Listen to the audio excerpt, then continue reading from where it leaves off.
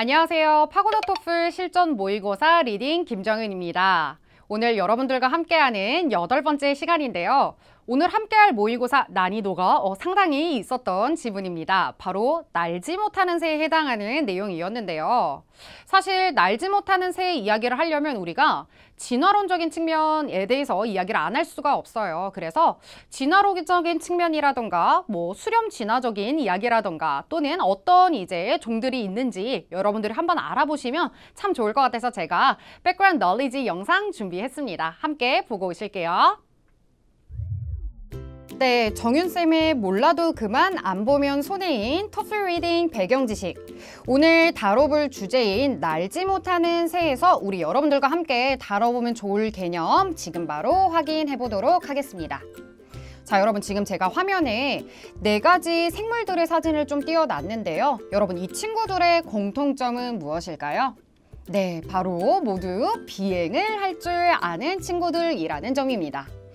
근데 여러분 지금 화면에 나와 있는 생물들을 쓱 보니까 날다람쥐, 날도마뱀, 날치, 그리고 새 모두 다른 종류잖아요. 그런데 얘네들이 어떻게 동일하게 비행을 하는 그런 능력을 갖게 된 걸까요? 네, 이것은 Convergent Evolution, 바로 수렴진화라는 개념으로 좀 설명을 할 수 있을 것 같아요.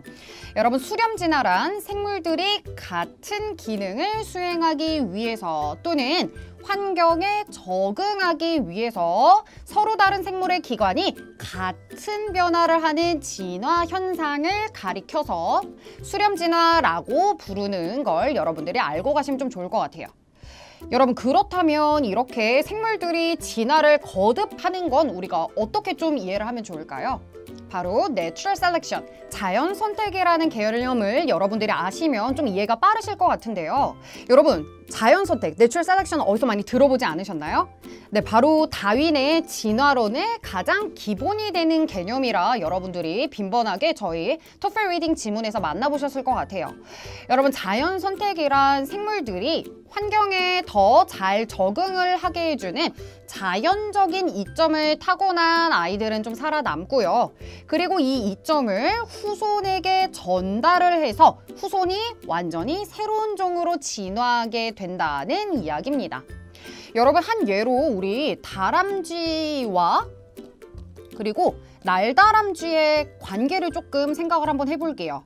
원래는 다람쥐가 하나의 종이었겠죠. 자, 그런데 높은 곳에서 활공을 하면서 뛰어내림과 동시에 몸에서 무언가 변화가 생겼겠죠. 넓은 면적의 살이 생기게 됨으로써 일종의 날다람쥐처럼 생긴 아이들이 이제 드문드문 생겨났겠죠.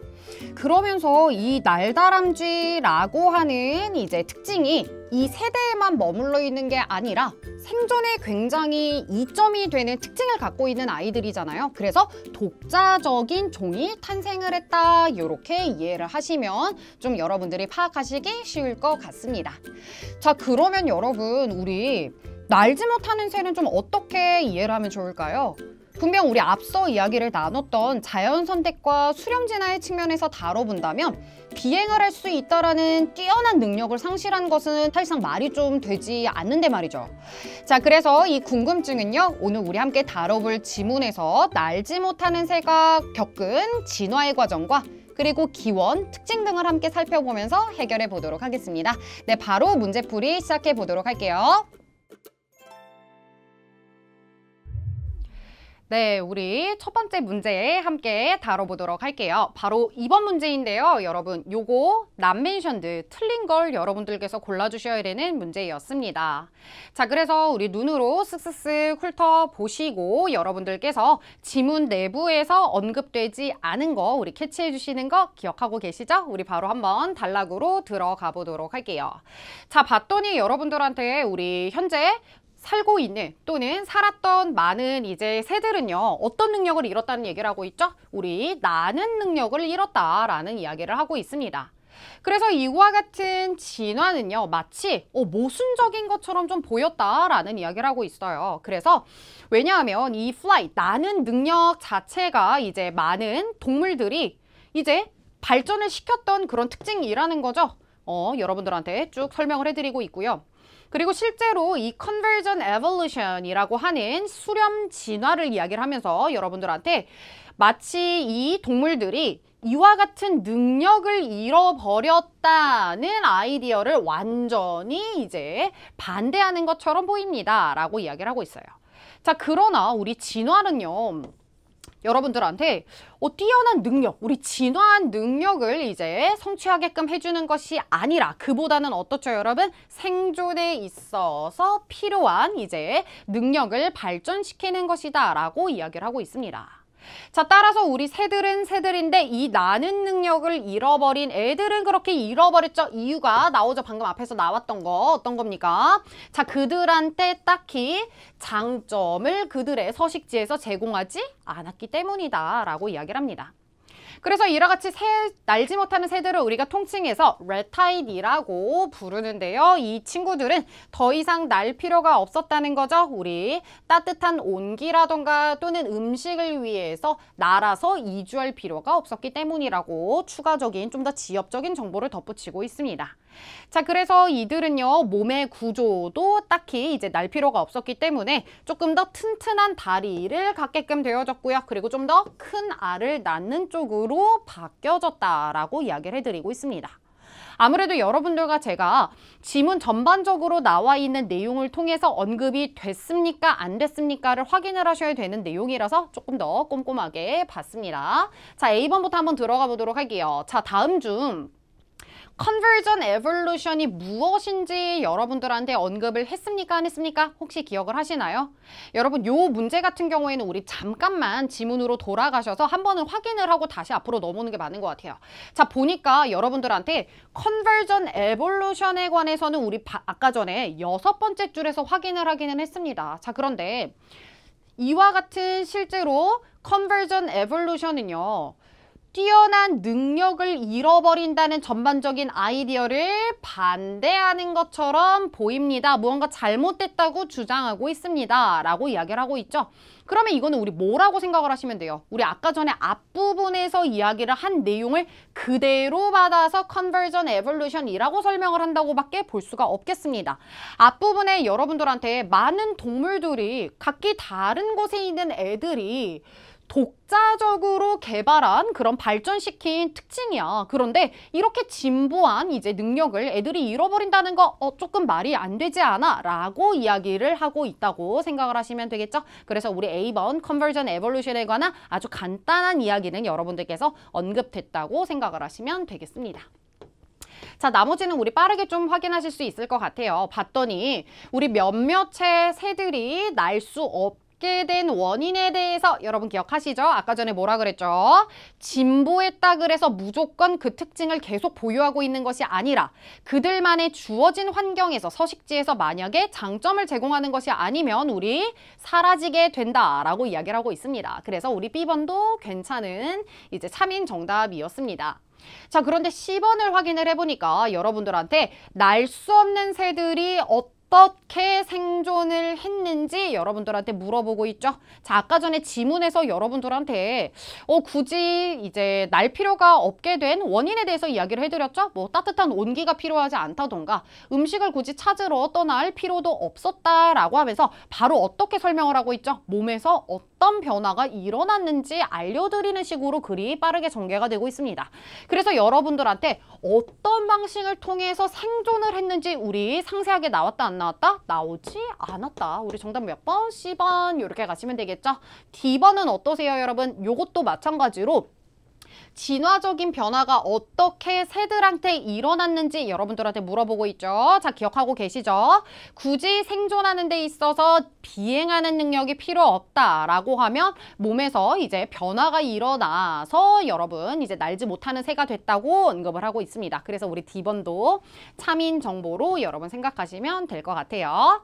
좋습니다. 우리 넘어가 보도록 하죠. 자, 7번 문제입니다, 여러분. 문제 확인을 해보니까 공포 새들에 관해서 추론할 수 있는 것을 여러분들께서 확인하시면 되겠죠. 자, 바로 들어가 보겠습니다. 지문으로.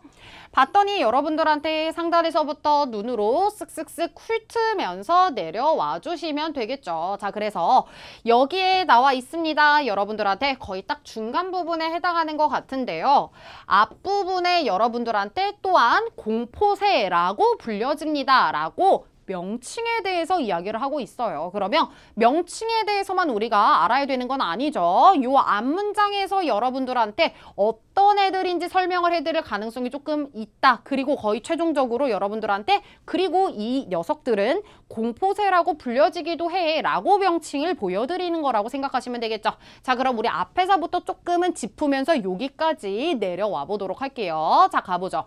네, 첫 줄부터 볼게요. 가장 이제 거대했던 날지 못하는 새가 수백만 년 전에 멸종이 됐다고 합니다. 그러나 꽤나 인상적이었나 봐요. 자, 공룡들이 사라지게 되었을 때 많은 서식지에 있던 niches, 여러분 기억하시죠? 적재적소, 비어있는 부분 이야기를 하게 되는 거죠. 그래서 많은 이 적재적소가 비어있게 되었죠. 그래서 이 새들이 어떻게 됐다는 거죠, 여러분? 그 이제 동물들이 되었다고 하죠. 이제 어떤 동물들이었냐 봤더니 앞서 언급됐던 이 비어있는 부분을 채웠던 그런 동물들이 되어졌다라고 하죠. 근데 언제까지만 여러분 이 부분을 채웠다는 얘기가 나오냐면 포유류들이 그 자리를 차지하게 되기 이전까지만 이제 새들이 자리를 잡은 이야기를 하고 있습니다. 이것은 또 다른 이제 몇몇의 거대한 새들이라는 결과를 낳았죠. 그래서 보니까 거대한 포유류이면서도 포식자였었던 이제 그런 이제 애들을 대체했다라고 이야기를 합니다. 그러면서 여러분들한테 티타니스 월러리라고 하는 예시에 대해서 보여드리고 있죠. 그러면서 자, 여기서 아메리카 우리 미국 대륙에 있는 어떤 이제 새 일종이겠죠. 그래서 이 종의 구성원이었고요. 이제 이름이 굉장히 어렵다 보니까 이 사람이 어떤 식으로 풀어서 설명을 해드리고 있죠? 대략적으로 공포새라는 이름으로 훨씬 더 잘 불려지고 있다라고 이야기를 하고 있습니다. 자, 그래서 우리 지금 공포새에 관한 전반적인 배경과 이제 내용을 조금 훑어봤기 때문에요. 우리 보기로 들어가 보도록 할게요. A번 봤더니 여러분 티타니스 월러리라고 하는 애는요. 우리 서반구에 살고 있었던 가장 거대한 랜드 프레데터이라고 이야기를 하고 있습니다. 자, 여러분 사이즈가 이제 거대한 이제 친구였던 거는 맞았죠. 그런데 여러분 항상 주의를 해주셔야 되는 게 Western Hemisphere이라고 하면 여러분들한테 본격적으로 언급을 이루어졌는지 한번 확인을 해보시면 좀 좋을 것 같아요. 그런데 아까 전에 나왔던 내용에서는 여러분들한테 아메리카 대륙에 살고 있는 어떤 새의 일종이고 우리가 뭐로 좀 더 잘 알고 있다라는 거죠. 여러분 공포새라는 이름으로 조금 더 잘 알고 있다라고 이야기를 했습니다. 그래서 우리 여기에 나와 있는 요 지리적인 이름을 바로 정답으로 가져가기는 조금 힘들 것 같아요. B번 한번 확인을 해볼게요. 자, 그들은 궁극적으로 포유류 포식자들과 경쟁하는 게 우리 가능하지 못했다라고 이야기를 하고 있죠. 자, 여러분 아까 전에 저랑 읽었던 내용 혹시 기억하세요? 우리 공포새가 이제 앞서 언급되었던 공룡들의 자리를 차지한 것은 맞았죠. 그런데 여러분 언제까지만 가능하다는 이야기를 했었죠? 그쵸? 기억하고 계시죠? 포유류들이 등장하기 이전까지 그 자리를 메우고 있었다라고 이야기를 했습니다. 자, 그럼 여러분 한 번만 더 생각을 해보면 포유류가 등장했을 때 공포새들은 어떻게 됐을까요? 자리를 계속 잡지 못하고 그 자리를 물려줄 수밖에 없었다. 즉 다시 말하자면 12번에 나와 있는 것처럼 대항할 수 없었다라고 정답을 가져가실 수밖에 없을 것 같아요. 우리 7번의 정답 몇 번이죠, 여러분? B번 이렇게 가져가시면 되겠죠. C번은 어때요, 여러분? 공룡들과 함께 이제 생존을 했고요. 음식을 위해서 함께 겨뤘는지 나와 있죠. 여러분 애초에 우리 같이 살았다고 이야기를 안 했죠. 공룡들이 사라지고 난 다음에 그 자리를 공포새가 잡은 것처럼 언급을 하고 있습니다. 그러면 정답으로 가실 수 없겠고요. D번은 어때요? 이제 날아다니는 이제 와중에 사냥을 하고 있는 새들만큼 빠르고 민첩하지는 않았다라고 했죠. 자, 여러분 아까 전에 읽은 내용에서 날 수 있는 이제 새들과 그리고 공포새를 비교 대조하는 내용은 언급이 되지 않았습니다. 그래서 방금 저랑 확인하신 것처럼 정답은 B번으로 가주시는 게 맞습니다. 8번 한번 가볼게요. 자, 8번 보시니까요. Why does the author mention? 이라는 표현이 나와 있죠. 우리 작가의 의도를 물어보는 문제네요. 보니까 디아트리마라고 하는 이제 대상에 관해서 작가가 굳이 왜 언급을 했는지 의도를 물어보고 있는 문제입니다. 어떻게 하는지 캐치하셨죠? 자, 어떻게 한다고 말씀드렸죠? 해당하는 키워드의 위치를 여러분들께서 찾아주시면 된다고 말씀을 드렸습니다. 자, 그럼 한번 읽어보죠. 자, 그래서 같은 문장을 확인을 해보니까 또 다른 고대 새, 그런데 이 이름이 우리 아까 질문에서 나왔던 것처럼 디아트리마예요. 그래서 이 녀석은요 같은 그룹에 속해져 있었는데 과학자들이 이제서는 믿습니다. 뭐라고 믿죠? 이것이 거대한 herbivore, 초식동물이라고 믿는다는 이야기를 해드리고 있어요. 여러분 기억하세요? 아까 전에 우리 상단에서 이야기를 해드렸던 거대한, 그죠? 거대한 티타니스 월러리, 공포새에 해당하는 요 친구는요. 굉장히 포악한 이제 포식자였었죠. 사이즈도 굉장히 크고요. 그런데 지금 나와 있는 내용을 확인을 해보니까 여러분들한테 디아트리마라고 하는 애는 똑같은 종은 맞아. 그런데 실제로 요즘은 과학자들이 어떻게 생각한다? 초식 동물이었다라고 이야기를 한다는 거죠.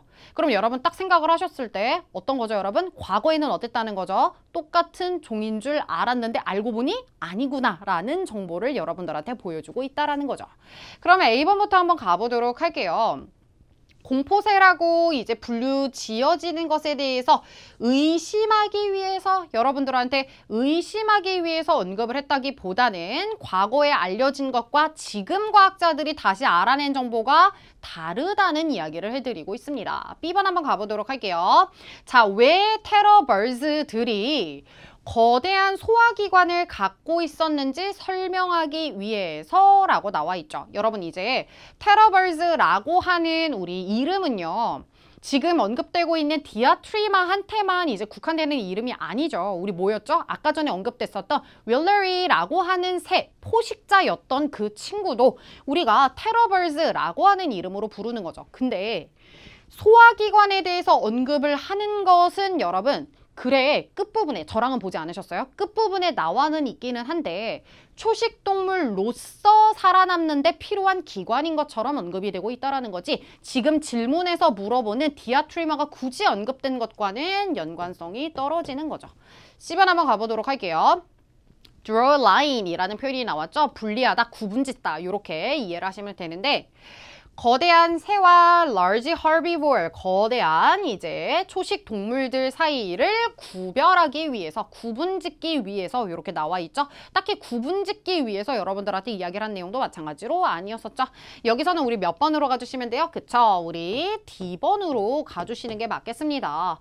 좀 잘못 categorized, 분류되어진 새들을 소개하기 위해서 여러분들한테 이야기를 해드렸다고 밖에 볼 수 없겠죠? 정답 8번에 D번 이렇게 가시면 되겠습니다. 네, 9번 바로 이어서 한번 가볼게요. 9번 보니까 문제 유형이 not mentioned, 틀린 걸 골라주시면 되는 문제네요. 곤드와나에 관해서 굳이 이제 언급 안 된 거, 틀린 거는 무엇인지 여러분들이 찾아주시면 되는 건데, 그쵸? 다 이제 키워드 한번 잡아보도록 할게요. 자, 우리 곤드와나는요, 초대륙이었대요. 고대에 있었던. 대략적으로 180 million years ago 전에 분리가 되어진 그런 곳인지 체크해 보시고요. B번은 어떠세요?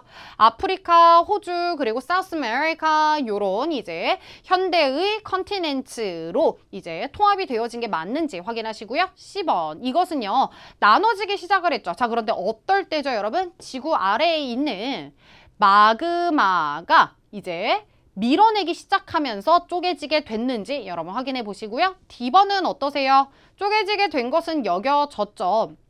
그 위에 살고 있는 동물들을 고립시켰다고. 자, 그러면 체크하신 내용, 우리 해당 내용에서 확인해 보도록 할게요.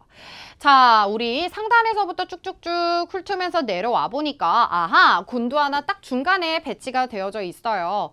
곤드와나에 관해서 또 마찬가지로 이름에 대해서 이야기를 하고 있는 거죠. 그럼 우리 적어도 어딘지 정도 확인해 보시려면 같은 문장 한번 훑으면서 봐주시면 되겠죠. 봤더니 이 대륙은요, 아프리카, 오스트레일리아, 호주, 사우스 아메리카, 남미 이런 것들이 한때 거대한 땅덩어리로 연결되어 있던 건데 이름을 곤드와나라고 불렀다는 얘기를 하고 있습니다. 대략적으로 180 million years ago 전에 쪼개지게 되었다는 시기적인 포인트도 짚어드리고 있고요. 이것은요, isolated, 고립을 시켰다라고 하죠, 동물들을. 그리고 그들을 독자적으로 진화하게끔 만들었다고 합니다. 그러나 지질학적인 증거는 보여주죠. 초대륙인 gond와나가 너무나 오랜 시기 이전에 쪼개졌다라고요. 이와 같은 케이스에서는요. 그러면서 여러분들한테 앞서 언급된 내용에서는 날 수 없는 새로부터 혹시나 진화한 게 아닐까 하면서 gond와나에 대해서 언급을 해드렸는데 사실은 그렇지 않다. 날 수 있는 이제 조상에서부터 나왔다라는 이야기를 하면서 내용이 전개가 되고 있습니다. 우리는 오로지 gond와나에 해당하는 정보만 잡으시면 되니까요. 바로 한번 답 체크해 보도록 할게요. 자, 여러분 기억하시죠? 우리 아까 전에 180 million years ago라는 시기적인 표현 기억하시면 언급이 된 정보라는 거 확인하실 수 있겠죠. B번 한번 확인을 해볼게요. 봤더니 아프리카, 오스트레일리아, 그리고 사우스 아메리카의 현재의 대륙들을 다 통합시킨 게 우리 누구였다? gond와나였다. 맞죠? 아까 전에 지문에서는 반대로 조금 이야기를 해드렸어요. 현대의 아프리카, 오스트레일리아, 그리고 사우스 아메리카로 쪼개지게 되었는데 그걸 이제 통칭해서 gond와나라고 불렀다라는 이야기가 나왔었죠. 그럼 우리 B번도 괜찮은 정보입니다. C번 딱 보니까 여러분들한테 마그마로 인해서 이 대륙들이 쪼개지기 시작했다라는 이야기 우리 혹시 확인할 수 있었나요? 없었죠. 우리 정답 몇 번으로 가주시면 돼요? 언급 안 된 거 C번 이렇게 잡아주시고요. D번은 여러분 안 보셔도 아시겠죠? 우리 그 위에 살고 있었던 동물들을 고립시켰다고 믿어진다. 사람들이 그렇게 여긴다. 분명히 언급이 된 정보인 것 같습니다. 자, 10번 가보도록 할게요. 자, 10번 뿅 떴죠. 자, 보니까 5번 단락에 따르자면 우리 키위새에게 거대한 알이 갖다 주는 장점은 무엇인지 물어보고 있습니다. 빠르게 지문으로 들어가 주시면 되는데요. 5번 단락은 여러분들한테 키위새에 해당하는 정보를 좀 제공을 해드리는 거예요. 그런데 단순히 키위새의 뭐 여러 가지 설명이나 이제 특징들을 잡는 게 아니라 포커스가 조금은 현저하게 잡혀 있어요. 뭐에 관해서 이야기를 하고 있죠? 키위새의 몸 사이즈에 비례해서 알 사이즈가 어떻다는 얘기를 하고 있습니까? 굉장히 거대하다라는 것에 대해서 포커스를 맞춰서 글이 전개가 되고 있어요. 그러면서 상단에서부터 쭉쭉쭉 전개되다가 저희는 어디서부터 보시면 되죠? 이 부분부터 확인을 해보도록 할게요. 자, 거대한 알은요 제공합니다. 분명한 생존에서의 장점을 제공을 한다고 하죠. 키위 이제 새끼들에게요. 그들은 태어납니다. 어떤 걸 가지고 태어나죠? 흰자에 조금 더 많은 양을 가진 채로 태어난다라는 얘기를 하죠. 이것은 그들이요 대략적으로 2주가 넘게 생존할 수 있게끔 해준다. 그리고 이것은 무엇을 의미하냐면 그들이 꽤나 어느 정도까지 될 수 있어서 태어난다. 여러분, 달릴 수 있을 때까지 되었을 때 태어나게 된다. 그리고 마지막으로 여러분들한테 가능성에 대해서 이야기를 해드리죠. 어떤 가능성이 있죠, 여러분? 훨씬 더 잘 피할 수 있는 가능성에 대해서 언급을 해드려요. 누구를? 날아다니는 포식자들로부터요 하면서 내용이 끝나게 됩니다. 그럼 바로 한번 확인을 한번 해보도록 할게요. 자, 봤더니 여러분 A번은 어떻습니까? 그들의 거대한 사이즈는요. 포식자들로 하여금 그들을 쉽게 먹을 수 있는 걸 못하게 합니다. 라고 나와 있죠. 보니까 여러분 알이 크다고 해서 그들을 쉽게 먹을 수 없게끔 만들어준다라는 내용은 어때요? 지금 질문에서 언급된 게 아니었죠. 여러분 읽으면서 계속 머릿속에 상기시켜 주셔야 되는 거는 뭡니까? 그 안에 들어가 있는 추가적인 영양분 때문에 이제 완전한 새끼로 태어나는 게 아니라 어느 정도는 달려나갈 수 있을 정도로 심지어 어느 정도로 날아다니는 포식자를 피할 수 있을 정도로 성장한 채로 태어난다는 이야기를 해드리고 있어요. 그런데 우리 여기서 여러분들한테 쉽게 잡아먹히는 걸 피하게끔 해준다. 그리고 심지어 알의 사이즈가 아니죠, 여러분. A번 틀렸죠? B번 한번 가보도록 할게요. 자, 이것은요. 키위 새끼들로 하여금 날아다니는 새들에게 경쟁에서 우위를 선점하게 해줍니까? 여러분 이제 달려나가서 뛰어갈 수 있다라는 이야기는요. 가까스로 생존할 수 있는 기회가 생긴다는 정도로 이제 여러분들이 그치셔야만 하지 경쟁에서 우위에 선다라는 건 어때요? 너무 많이 앞서 나간 이야기인 것 같습니다. 전혀 아니죠. C번 한번 해보도록 할게요. 자, 이 키위 새끼들은요.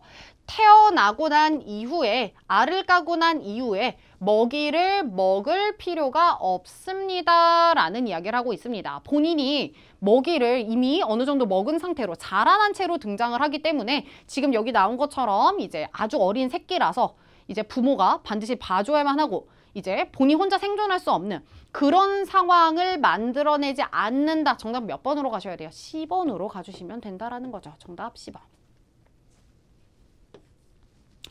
D번 여러분 어떠세요? 우리 암컷은요 오로지 한 번에 알을 하나만 낳을 수 있어서 에너지를 덜 필요로 한다. 여러분들한테 알을 한 번 낳아서 장점을 제공을 하는지 전혀 연관성이 떨어지는 내용이었습니다. 그래서 10번도 이렇게 가볍게 해결을 해봤습니다. 자, 12번 Sentence Simplification 문장 단순화 유형입니다. 바로 확인해 보실게요. 자, 보니까 우리 오스트리치 하면 타조잖아요. 그죠? 타조가 가장 큰 알을 낳는 것은요. make sense. 말이 됩니다. 그쵸? 자, 왜냐하면요. 세계에서 가장 이제 큰 새이니까요. 그죠? 가장 큰 새로서 가장 큰 알을 낳는 것은 말이 된다라는 얘기를 하죠. 자, 그러나 키위는요. 실질적으로 가장 거대한 알을 낳는다는 얘기를 하죠. 자, 그런데 뭐랑 연관을 지었을 때 그의 몸 사이즈랑 연관을 지었을 때 말입니다. 그리고 여러분 타조의 알은요. 비교하건대 어떻다는 얘기를 하고 있죠? The smallest, 가장 작다라는 얘기를 하고 있습니다. 그럼 여러분 이 문장 쓱 보셨을 때 우리 문장이 반드시 가져야만 하는 패턴 먼저 한번 잡아보도록 할게요. 눈으로 쓱쓱쓱 훑어보니까 우리 지금 어떤 얘기를 하고 있죠? 여러분들한테 무언가를 비교, 대조, 역접시키는 얘기를 해드리고 있습니다. 뭐랑 지금 비교, 대조, 역접을 하고 있습니까? 여러분들한테 몸 사이즈와 그리고 알 사이즈를 비교를 하면서 타조와 키위에 관해서 지금 이야기를 나누고 있는 거죠. 그죠? 자, 그래서 여러분들께서 그냥 알 사이즈와 몸 사이즈만 연관시키시면 되는 게 아니라 지금 어떤 내용까지 반드시 잡아주셔야 되는 거죠, 여러분? 몸 사이즈랑 비교를 하건대 키위가 가장 큰 알을, 오스트리치, 타조가 가장 작은 알을 낳는다라고 가주시면 되는 겁니다. 그래서 여러분 해당하는 이제 보기를 쓱 훑어보니까요. 수강생분들께서 조금 많이 이제 실수하시는 이제 오답은요. B번입니다. 자, B번을 한번 가보시니까 비록 이제 가장 작은 새임에도 불구하고요. 키위는 실질적으로 조금 더 큰 알을 낳습니다. 누구보다? 오스트리치가 하는 것보다. 자, 여러분 보니까요. B번에서 우리 가장 중요한 정보가 완전히 누락이 됐어요. 어떤 정보가 누락이 됐죠? 그죠? 몸 사이즈랑 비교를 해보건데 실제로 키위가 조금 더 큰 알을 낳는 거고요. 그리고 상대적으로 타조는요. 몸 사이즈랑 비교를 하건데 가장 작은 알을 낳습니다. 이런 식으로 여러분들께서 이해를 하시면 되겠죠. 그래서 우리 B번은 비교하는 내용이 누락이 돼 있어서 정답이 아닙니다. 그러면 우리 가장 많이 오답을 하시는 부분 훑어봤으니까요. 위에서부터 차근차근 한번 내려가 보도록 할게요. 여러분 이제 타조는요. 가장 큰 알을 낳죠. 그들의 성체 이제 adult bird 큰 이제 새의 몸과 비교를 했을 때요. 모인 반면에 키위가요. 몸의 이제 사이즈랑 비교했을 때 가장 작은 알을 낳는 반면에요. A번 걸리신 분 안 계시겠죠? A번 어떻게 됐습니까, 여러분? 타조와 키위가 완전히 바뀌어진 채로 들어가 있습니다. 그래서 키위랑 오스트리치의 이름이 완전히 바뀌어진 채로 들어가 있어서 틀린 오답으로 봐주시면 되겠죠? 10번입니다, 여러분. 보니까 세계에서 가장 큰 새이기 때문에 별로 놀랍지가 않대요. 뭐가? 우리 타조가 가장 큰 알을 낳는 것이요. 그러나 우리 어떻습니까? 키위는 실질적으로 굉장히 큰 알을 낳습니다. 마찬가지로요 라고 나와 있죠. 10번 가신 분 안 계시겠죠? 10번에서 우리 어떤 포인트 완전히 누락돼 있죠? 타조가 몸 사이즈에 비해서 알의 사이즈가 좀 작다. 그에 비해서 우리 키위는요. 생각보다 큰 알을 낳는다라는 내용이 누락이 돼 있습니다. 10번 틀렸죠? 우리 D번 한번 가볼게요. 우리 타조는 실질적으로 가장 작은 알을 낳습니다. 오, 나왔다. 어떤 정보가 나왔죠, 여러분? 성체의 몸 사이즈와 비교를 했을 때. 자, 비록 뭐일지라도요. 가장 큰 새임에도 이제 불구하고요. 자, 반면에요. 키위는요, 몸 사이즈랑 비교를 했을 때 가장 큰 알을 낳습니다. 각각의 알 사이즈와 성체의 몸 사이즈 비교를 한 것과 그리고 중간에 여러분들한테 이제 대조 역접으로 포인트 들어갈 것까지 예쁘게 잡혀져 있는 거 우리 정답 몇 번으로 가시면 될까요? D번 이렇게 잡아주시면 좋을 것 같습니다. 13번 인서션 문제 한번 볼게요. 자, 상당히 난이도가 높은 문제였습니다. 보니까요. 비행은요. 불필요한 에너지의 소비가 되어졌죠? 그래서 그들의 몸은요. 점차적으로 구조를 잃어가게 되었습니다. 그런데 어떤 구조입니까, 여러분? 비행을 하는데 필요되어지는 그런 구조 말입니다. 이런 식으로 전개가 되고 있죠. 자, 여러분 제가 so라고 하는 연결어에 대해서는 여러 번 조금 강조를 드렸어요. 오늘 한 번 더 이야기를 드리자면요. so는 이제 그래서 라는 의미로 가주시면 되죠. 그래서가 갖고 있는 의미는 그죠? 인과관계에서 결과를 알려드리는 포인트입니다. 나 토플 성적 필요해. 그래서 학원 다녀. 인강 들어. 이런 식으로 이야기를 할 때 그래서라고 하는 연결어가 붙어있는 부분은 결과를 알려드리는 포인트로 가주시면 되겠죠. 그러면 여러분들이 쓱 보셨을 때 갑자기 에너지의 낭비라는 이야기를 할 리는 없죠. 앞부분에서 분명히 여러분들한테 비행이 필요하지 않는 애들에 대해서 설명을 해드리고 그리고 그것이 불필요한 에너지의 소비다. 그래서 몸의 구조가 변화하게 된다. 이런 식으로 글이 전개가 된다라는 거죠. 그래서 여러분들한테 BKM이라고 하는 포인트 앞에서 언급이 됐기 때문에 불필요한 소비가 된다라고 여러분 이해를 하시면 되고요. 그리고 요 문장 결과에 해당하는 거였기 때문에 요거에 추가적인 정보가 나올 가능성도 생각을 해주시면 좀 도움이 되겠죠. 그래서 여기서는 여러분들께서 문맥을 파악을 해주시면서 풀어 나가주시면 되는 포인트 짚어드리도록 하겠습니다. 자, 그러면 해당 단락 한번 볼게요. 자, 눈으로 슥슥슥 보니까 우리 아까 전에 같이 확인을 하셨던 그런 단락이 들어가 있네요. 그래서 여러분들께서 굳이 꼼꼼하게 보지 않으시고 우리 포인트만 잡으면서 내려오셔도 괜찮을 것 같아요.